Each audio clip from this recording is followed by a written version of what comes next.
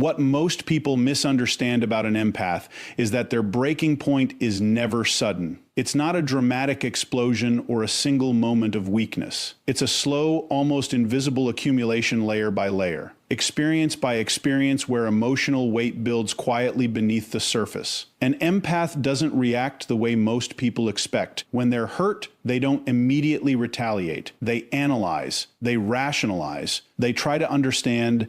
If someone disrespects them, they don't jump to conclusions, they look for context. Maybe they're going through something. If someone withdraws or becomes cold, the empath doesn't mirror that behavior, they lean in further. Maybe they need more support. This is where the process begins. Because what looks like patience from the outside is often internal negotiation. The empath is constantly balancing what they feel with what they believe others deserve. They override their own emotional signals in favor of preserving connection. And over time, this creates a dangerous pattern. They begin to normalize what should have been unacceptable from the start. Every time a boundary is crossed and not enforced, something subtle shifts. Not externally, but internally. The empath registers it. They feel it deeply. But instead of acting on it, they store it. They tell themselves it's not worth the conflict. They convince themselves that understanding is more important than reaction. And so they absorb it. This is the part most people never see, because the empath doesn't always express pain in obvious ways. They don't announce every disappointment. They don't catalog every betrayal out loud. But psychologically, nothing is dismissed. It's all recorded. Every inconsistency, every moment of being undervalued, every instance where their effort wasn't reciprocated. And here's where it becomes critical to understand the difference between endurance and tolerance. Endurance is conscious. It has limits. Tolerance, when stretched too far, becomes self-abandonment. The empath, without realizing it, begins crossing that line. They're no longer choosing to stay, they feel obligated to stay. Not because the situation deserves it, but because they've invested too much emotionally to walk away. So they give more. They communicate more clearly. They become more patient. They try to fix what isn't theirs to fix. And in doing so, they unintentionally teach others a very specific lesson. That access to them has no real consequences, that their forgiveness is predictable, that their presence is guaranteed. This is how the imbalance forms. Because while the empath is increasing their effort, the other person often decreases theirs. Not always out of malice, but out of adaptation. Human behavior follows patterns of reinforcement. When there's no resistance, no boundary, no loss, behavior doesn't correct itself. It escalates or becomes careless. And still, the empath stays. Not because they're weak, but because they're wired for depth. They don't connect halfway. They don't invest casually. When they choose someone, they commit psychologically, emotionally, and often even morally. Walking away doesn't feel like a simple decision, it feels like abandoning something meaningful. But here's the paradox. The more they ignore their internal signals, the louder those signals become. What was once a quiet discomfort turns into emotional fatigue. What was once patience turns into depletion. And what was once hope slowly transforms into something else, something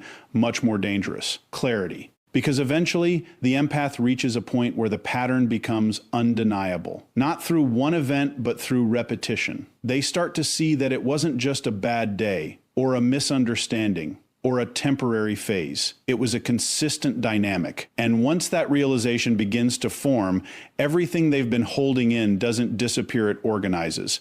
It aligns, it makes sense all at once. This is why their breaking point feels sudden to everyone else. Because while others were only paying attention to the present moment, the empath was carrying the entire history. So when they finally pull back, when they finally go silent, when they finally stop explaining, it's not an overreaction. It's the conclusion of a process that's been unfolding for a long time. And by the time you see the reaction, the decision has already been made internally. Because an empath doesn't break when they're hurt. They break when they realize the hurt was never going to stop. And once that realization settles in, there is no going back to who they used to be. There is a moment in the empath's journey that changes everything, but it rarely looks dramatic from the outside. It doesn't come with a warning, and it doesn't always come with conflict. In fact, it often happens in silence during a normal day, in a normal interaction when something internal finally aligns in a way that cannot be reversed. It's not that the empath suddenly becomes someone new. It's that they finally stop misinterpreting what has been happening all along. Up until this point, the empath has been operating under a kind of internal assumption that people are generally good, that effort will eventually be reciprocated, and that if they just communicate clearly enough, things will improve. This belief system is powerful because it's rooted in their nature. They don't want to see people as disposable. They don't want to reduce relationships to transactions. So they give meaning to behavior that objectively doesn't deserve it. They reinterpret inconsistency as complexity. They label emotional neglect as stress. They frame distance as temporary. And in doing so, they delay a truth their nervous system has already been registering for a long time. But the human mind has a threshold for contradiction. You can only hold so many opposing realities before something has to resolve. And for the empath, that resolution doesn't come through argument. It comes through perception. There is a shift where they stop asking, why is this happening? And start asking, why am I still explaining this to myself? That question is the beginning of the awakening. Because once an empath begins to observe without justifying, the emotional fog starts to clear. Patterns that were once emotionally softened become structurally visible. The inconsistency is no longer random, it's consistent. The effort imbalance is no longer accidental, it's repeated. The emotional confusion they once felt starts to look less like complexity and more like design. And this is where the internal fracture happens, not between them and others, but between their perception and reality. They begin to see that they were not just participating in a relationship. They were managing it, holding it together, compensating for gaps they didn't create, filling emotional spaces that someone else refused to occupy. And the most uncomfortable realization is not that they were hurt, it's that they were needed more than they were valued. This is the moment clarity begins to form, but clarity is not immediately comfortable. It doesn't feel empowering at first. It feels disorienting. Because clarity removes the emotional justification that made endurance possible. It takes away the stories that kept them loyal. It dismantles the internal narrative that said, this will get better if I just try harder. And without those stories, the empath is left with something raw. Truth without emotional cushioning. That's why this awakening often feels like emotional distance before it feels like strength. They start to withdraw internally long before they withdraw externally. Conversations that once felt engaging start to feel repetitive. Effort that once felt meaningful starts to feel one-sided. And most importantly, the emotional urgency they used to feel begins to disappear. But what's really happening is not detachment from others, it's reconnection with internal perception. For the first time, they are no longer reacting to potential. They are responding to reality. And reality has a very different emotional weight. There is also a subtle but powerful psychological shift that happens here. The empath stops trying to be understood by people who have repeatedly shown they are not willing to understand. This is not bitterness. It is efficiency. Emotional energy is no longer wasted on explanations that lead nowhere. The need to be validated by the same source that caused confusion begins to dissolve. This is where the empath becomes dangerous in a psychological sense, not to others, but to old dynamics. Because once someone stops over-explaining, over-giving, and over-adjusting, the entire structure of the relationship changes. The imbalance is no longer supported. The system loses its compensation mechanism. And that is when people notice the shift. They don't always understand it. They just feel it. The empath is still physically present, but emotionally, something has stepped back. The urgency is gone. The availability is no longer automatic. The emotional accessibility that was once assumed is now conditional. But what others experience as distance, the empath experiences as alignment. Because for the first time, they are not reacting to fear of loss, they are responding to recognition of truth. And once that recognition becomes irreversible, the empath doesn't argue anymore. They don't try to convince. They don't try to repair what was never being built equally in the first place. They simply see it. And in that seeing, the illusion ends. Because the awakening of an empath is not the moment they stop caring. It is the moment they finally understand what they were carrying all along and decide they no longer need to carry it at all. And once that realization becomes permanent, the old version of them doesn't return. When an empath finally detaches, most people misread it completely. They assume something has gone wrong. They think the empath has become cold, distant, or even emotionally unavailable in a negative sense. But what's actually happening is far more precise than that. It's not emotional shutdown, it is emotional reorganization. For a long time, the empath operates in a high engagement emotional state. They are tuned in, responsive, aware of subtle shifts in tone, behavior, and energy. They don't just hear what people say, they interpret what is behind it. That level of perception creates depth and connection, but it also creates vulnerability in environments where that depth is not reciprocated. Because when you are consistently emotionally open in a one-sided dynamic, something begins to happen internally. Your system starts overcompensating. You begin to fill gaps in communication. You begin to anticipate needs that are never expressed. You begin to maintain emotional continuity for both people in the interaction. And over time, that becomes exhausting in a way that is not immediately visible from the outside. What looks like care is actually sustained cognitive and emotional load. So when the empath reaches their limit, the shift is not loud. It's not reactive. It's not emotional chaos. It is the opposite. It is silence, but not empty silence, structured silence, conscious silence, the kind of silence that comes from a mind that has already processed more than it is willing to continue expressing. And this is where people become confused, because they are used to a version of the empath who explains, who clarifies, who softens tension, who tries to repair misunderstandings before they escalate. That version of the empath is relationally active. But once detachment begins, that entire behavioral system goes offline. Not because the empath is no longer capable of empathy, but because empathy is no longer being offered without structure. This is a critical distinction. Emotional detachment in an empath is not the absence of feeling. It is the removal of automatic emotional access. It is the shift from open-loop emotional processing to closed-loop evaluation.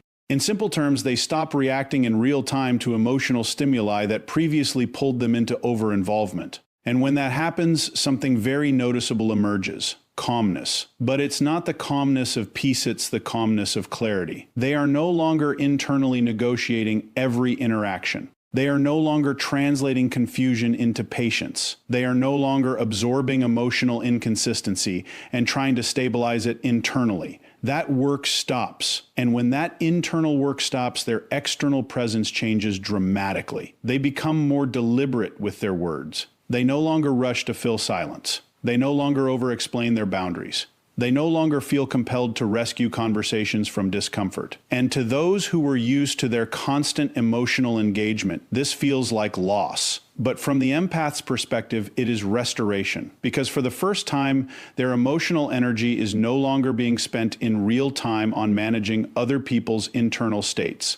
It is being redirected inward, into observation, into evaluation, into self-regulation without external interference. And here's what most people miss. Detachment is not withdrawal from connection. It is withdrawal from imbalance. An empath does not stop caring. They stop overcorrecting for emotional irresponsibility in others. They stop translating inconsistency into potential. They stop confusing intensity with intimacy. And once that stops, relationships that depended on emotional overfunctioning begin to destabilize. That destabilization is what others feel as distance. But in reality, nothing has been removed that shouldn't have been questioned in the first place. What has changed is that the empath is no longer compensating for emotional gaps that were never theirs to fill. This is where emotional power begins to emerge, not in dominance, not in control, but in restraint. Because restraint is what most people cannot sustain when they are emotionally triggered.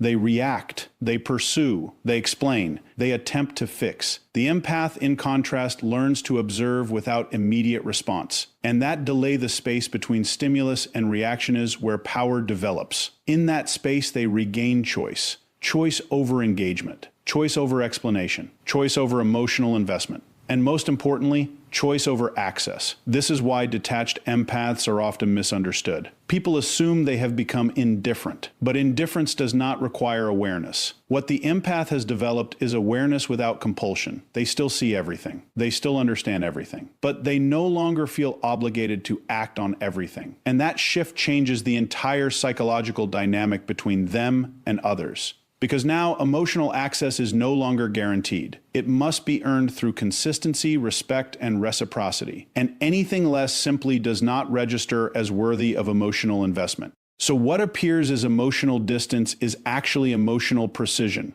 And once an empath reaches this stage, they are no longer driven by the fear of losing people. They are guided by the awareness of what it costs to keep them. And in that realization, silence is no longer a reaction. It becomes a decision. And that decision quietly ends every dynamic that was built on emotional imbalance without a single argument ever needing to happen. What follows after emotional detachment is often misunderstood as the end of the empath's story, but in reality, it's the beginning of something far more stable and intentional. Because once an empath has seen through patterns, withdrawn from imbalance, they can begin to heal and restore balance to themselves, and stopped overextending their emotional system. Something important starts to emerge underneath all of that experience: structure. Not emotional reactivity, not survival-based connection, but structure. And that structure is what we call boundaries, but not in the way people usually think about them. Most people treat boundaries as lines drawn in moments of frustration. The empath learned something different. They learned that boundaries are not reactions to harm. They are prevention systems designed to eliminate repetition of harm in the first place. This is a fundamental shift in psychology. Before this stage, the empath operates in a relational model built on adaptability. They adjust, they accommodate, they interpret, they soften. They are constantly calibrating themselves to maintain connection. But once they've gone through enough cycles of emotional imbalance, something inside them stops negotiating and starts filtering. And filtering is very different from accommodating. Filtering means the empath is no longer asking, "How do I make this work?" They are asking, "Does this deserve access to me at all?" That question alone changes everything. Because now every interaction is no longer emotionally immersive by default. It is evaluated, not through judgment, but through recognition. The empath begins to notice patterns faster. Inconsistency is no longer something they try to resolve, it is something they identify early and step away from before emotional investment deepens. This is where self-respect stops being an idea and becomes behavior. And behavior is what defines transformation, not intention. They no longer override discomfort just to preserve connection. They no longer delay their own needs in hopes that others will eventually notice them. They no longer stay in environments where clarity has to be constantly demanded instead of naturally given. And what's important to understand here is that this is not emotional withdrawal. It is emotional refinement, because the empath does not lose their capacity for connection. They refine where that capacity is directed. They become more precise with access. Their time is no longer freely distributed to confusion. Their attention is no longer automatically extended to inconsistency. Their emotional presence is no longer available as a default setting. It becomes conditional, not in a transactional sense, but in a respectful one. And that's where something interesting happens socially. People who were used to the empath's overfunctioning begin to experience absence where presence used to be. But what they often interpret as rejection is actually the removal of compensation. The empath is no longer balancing emotional inequity in relationships that were never mutual in the first place. This is why the shift feels so noticeable, because the empath is no longer participating in dynamics that depended on their emotional excess. And in that absence, the truth of the relationship becomes visible. But internally, something even more important is happening. The empath is no longer deriving identity from how much they can endure. They are no longer measuring their worth by how much they can tolerate. They are no longer confusing emotional sacrifice with emotional value. Instead, they begin to anchor their identity in something more stable. Choice. Choice over who they engage with. Choice over what they tolerate. Choice over where they invest emotional energy. And once choice becomes the foundation, emotional chaos loses its influence, because chaos only controls systems that are unstructured. When structure is introduced, chaos becomes irrelevant. And that is what boundaries ultimately create, not separation from people, but protection of internal order. The empath is no longer emotionally accessible to dynamics that destabilize that order. And that is not punishment, it is preservation. This is where emotional intelligence matures into emotional authority. Not authority over others, but authority over self. They no longer need to announce their boundaries loudly because their behavior already enforces them. They no longer need to explain their limits repeatedly because those limits are already reflected in they don't choices. They no longer need validation for their decisions because their decisions are now internally aligned. And that alignment produces something very rare, emotional consistency. No more internal conflict between what they feel and what they tolerate. No more disconnect between their intuition and their behavior. No more self-abandonment in the name of connection. And from the outside, this looks like transformation. But from the inside, it feels like return. A return to self that was never fully protected before. So when people say they broke the empath, what they fail to understand is that breaking was never the final state. It was the transition point. What emerged afterward was not damage, it was definition. A clearer sense of who they are, what they will allow, and what they will never repeat again. And once that clarity is established, the empath doesn't go back to the version of themselves that confused endurance with love, because they've learned something irreversible. Not everyone deserves access to your depth. And once that truth becomes embodied, the way they move through the world changes forever, not louder, not colder, but unmistakably wiser.